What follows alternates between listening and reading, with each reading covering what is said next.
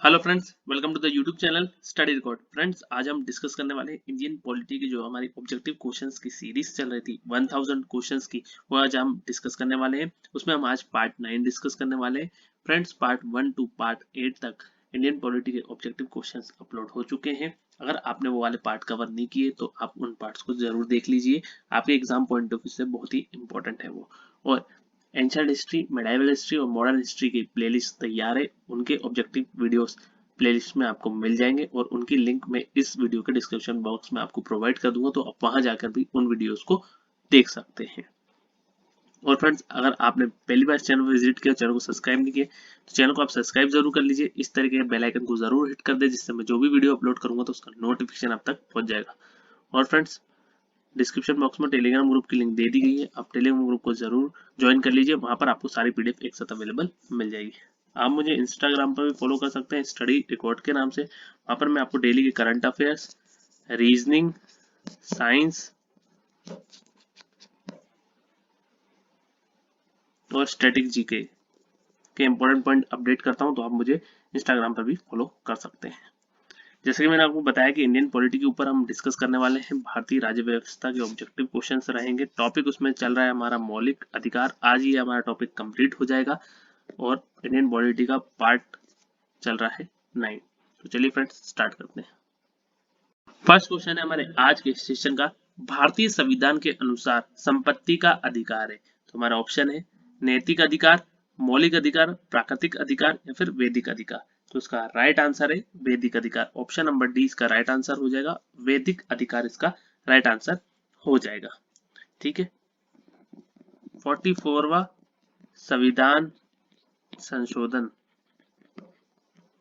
44वां संविधान संशोधन 1978। ठीक है। आप इसको याद कैसे रखेंगे? 44, 4 और 4 इन दोनों को आप जोड़ दो तो क्या आ जाएगा? 8 आ जाता है। तो 1978। तो ये इसको याद रखने की ट्रिक है, तो ये आपको याद रखना है। 44वां संविधान संशोधन 1978 द्वारा संपत्ति के अधिकार को मौलिक अधिकार की जगह विधेयक अधिकार के रूप में रखा गया है। तो ये आपको याद रखना है, बहुत ही इंपॉर्टेंट क्वेश्चन है। ठीक है। नेक्स्ट क्वेश्चन है, अल्पसंख्यकों के हितों की सुरक्षा पर किस अनुच्छेद में विचार किया गया है? अनुच्छेद 14, अनुच्छेद 19, अनुच्छेद 29 या फिर अनुच्छेद 32। इसका राइट आंसर है अनुच्छेद 29, 29, आर्टिकल 29। तो अनुच्छेद 29 अल्पसंख्यक समुदाय अपनी धार्मिक भाषा, शिक्षा, संस्कृति या भाषा को सुरक्षित रखने का अधिकार है इसमें। ठीक है।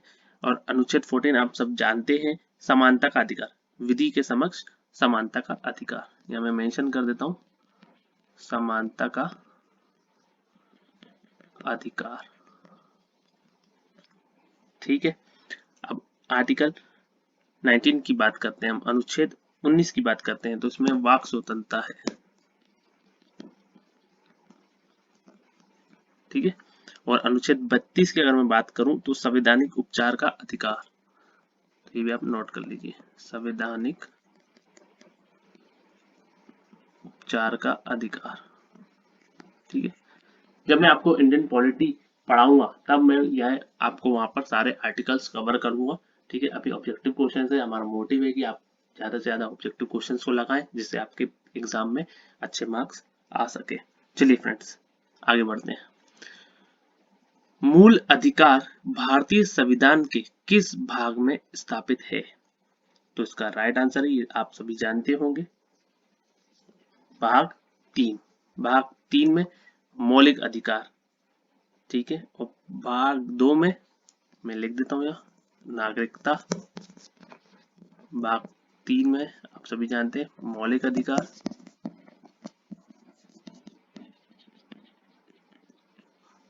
पार्ट 4 में राज्य का नीति निर्देशक तत्व, नीति निर्देशक तत्व या डीपीएसपी भी इसको कहते हैं। डीपीएसपी से भी याद रखना आपको, directive principle of state policy. और भाग 5 में आप सभी जानते हैं यूनियन, संघ की शासन प्रणाली। ठीक है। तो ये आपके exam point of view important है, इसलिए मैंने आपको मेंशन कर दिया है। नेक्स्ट क्वेश्चन है, मौलिक अधिकार निलंबित किए जा सकते हैं? राज्यपाल के द्वारा, प्रधानमंत्री के द्वारा, विधि मंत्री द्वारा या फिर राष्ट्रपति के द्वारा। तो आप सभी जानते हैं इसका आंसर राष्ट्रपति के द्वारा। ऑप्शन नंबर डी इसका राइट आंसर हो जाएगा, राष्ट्रपति के द्वारा इसका राइट आंसर हो जाएगा। ठीक है। राष्ट्रीय आपातकाल में अनुच्छेद 20 और 21 के मौलिक अधिकार को छोड़कर शेष सभी अधिकार को राष्ट्रपति निलंबित करते हैं। तो राष्ट्रीय आपातकाल में अनुच्छेद 20 और 21 के मौलिक अधिकार को छोड़कर शेष सभी अधिकार को राष्ट्रपति निलंबित करते हैं, अनुच्छेद 359 के तहत। ठीक है। नेक्स्ट क्वेश्चन है, संविधान के किस अनुच्छेद के अंतर्गत कोई भी व्यक्ति मूलभूत अधिकारों के हनन का मामला सीधे उच्चतम न्यायालय में उठा सकता है? अगर कोई भी व्यक्ति को कोई भी दिक्कत है तो वो सुप्रीम कोर्ट जा सकता है। ये किस अनुच्छेद में है? तो इसका राइट आंसर है अनुच्छेद 32। ठीक है, ये आपको याद रखना है। अनुच्छेद 32 के आधार पर सर्वोच्च न्यायालय जा सकते हैं और अनुच्छेद 226 ये आपको याद रखना है, अनुच्छेद 226 के आधार पर उच्च न्यायालय में जा सकते हैं, हाई कोर्ट में। ठीक है, तो ये दोनों आर्टिकल आपको याद रखना है, दोनों ही बहुत ही महत्वपूर्ण है। ठीक है, अनुच्छेद 32 के द्वारा सुप्रीम कोर्ट, उच्चतम न्यायालय, ठीक है, सुप्रीम कोर्ट जा सकते हैं और अनुच्छेद 226 के तहत हाई कोर्ट जा सकते हैं।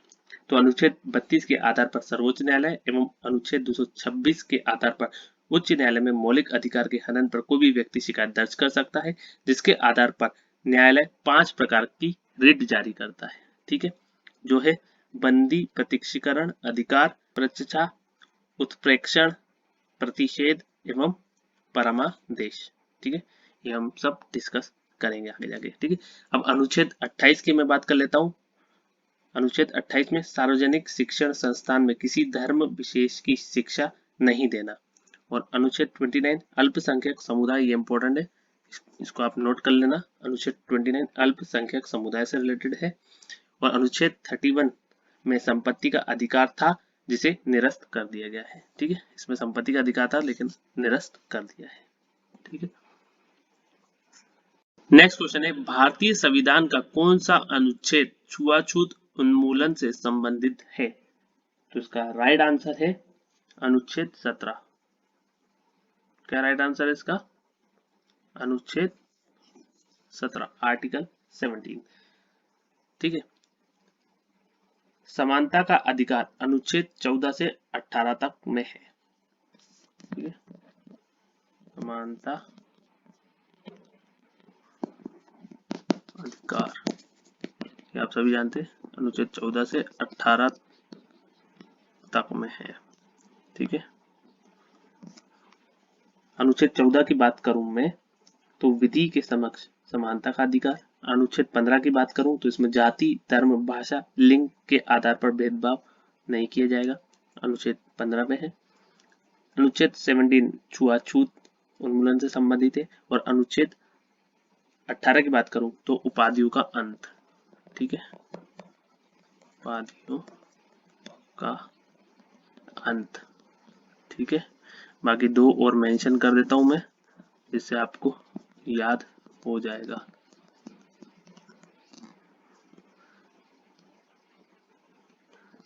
विधि के समक्ष समानता का अधिकार,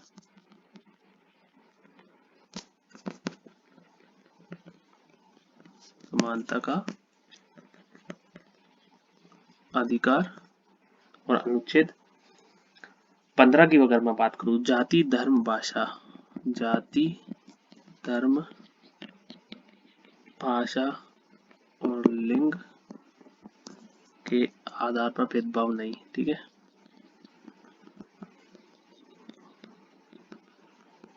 भेदभाव नहीं, तो ये आप नोट कर लीजिए। ठीक है, चलिए नेक्स्ट क्वेश्चन डिस्कस करते हैं। भारतीय संविधान के अनुच्छेद 14 में प्रयुक्त मुहावरा कानून की दृष्टि में समानता कहां से लिया गया है? बहुत ही अच्छा क्वेश्चन है ये लिया गया है ब्रिटेन से। ठीक है, किससे लिया गया? ब्रिटेन से लिया गया है। तो मौलिक अधिकार कहां से लिए गए? तो मौलिक अधिकार अमेरिका से लिया गया है। ठीक है, मौलिक अधिकार, फंडामेंटल राइट्स, मौलिक अधिकार हमने कहां से लिया है? अमेरिका से लिया है। लेकिन अनुच्छेद 14 के तहत विधि के समक्ष समानता का अधिकार हमने ब्रिटेन के संविधान से लिया है। तो ठीक है, ये आपको याद रखना इंपॉर्टेंट है, आप समझ ही गए होंगे। ठीक है, तो हमने जो मौलिक अधिकार है वो कहाँ से लिए हैं, अमेरिका से लिए, लेकिन आर्टिकल जो 14 है वो हमने कहाँ से लिया है, ब्रिटेन से लिया है। ये इंपॉर्टेंट था तो मैंने आपको बता दिया। नेक्स्ट क्वेश्चन है, कितने मौलिक अधिकार भारतीय संविधान में उल्लेखित हैं? भारतीय संविधान में उल्लेखित है, तो इसका राइट आंसर है 6। 6 इसका राइट आंसर हो जाएगा। मूल संविधान में 7 मौलिक अधिकार थे। मूल संविधान में अगर पूछा जाए, मूल संविधान में अगर पूछा जाए तो आपको आंसर कितना करना है, 7। कितने थे, 7 थे। लेकिन 44वां अमेंडमेंट 1978 के द्वारा संपत्ति का अधिकार को मौलिक अधिकार से अलग कर दिया गया। तो वर्तमान में पूछा जाए मौलिक अधिकार की संख्या 6 है। वर्तमान में पूछा जाए, मैं मेंशन कर देता हूँ, वर्तमान में पूछा जाए तो मौलिक अधिकार कितने हैं, 6 हैं। मूल संविधान में मौलिक अधिकारों की संख्या कितनी थी, तो 7 थी। आई होप आपको समझ में आ गया होगा।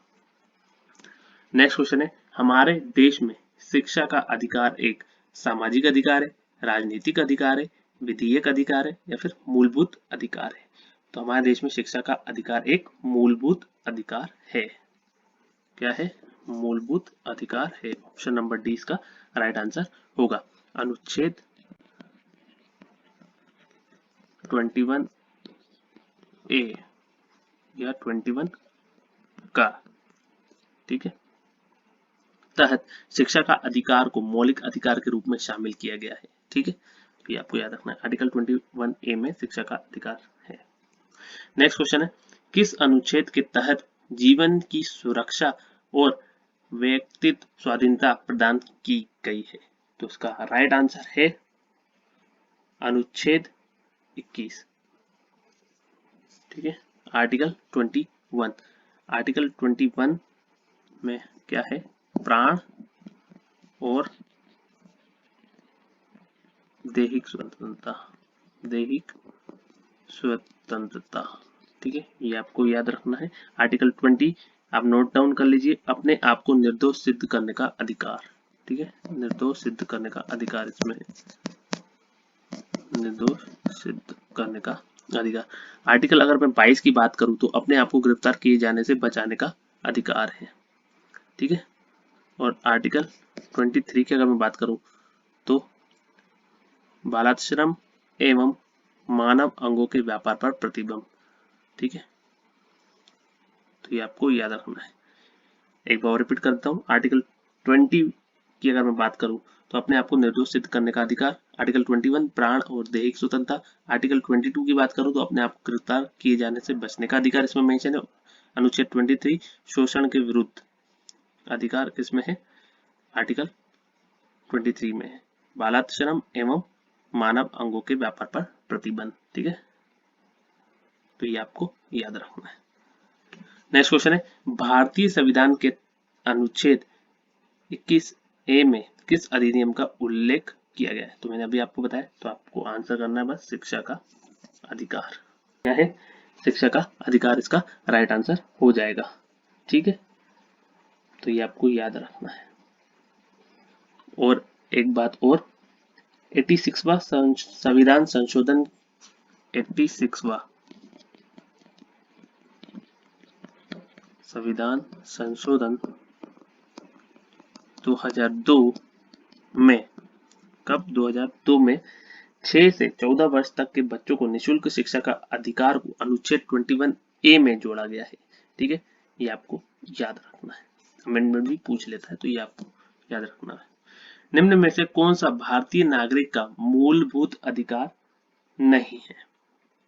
तो इसका राइट आंसर है ऑप्शन नंबर सी, निजता का अधिकार।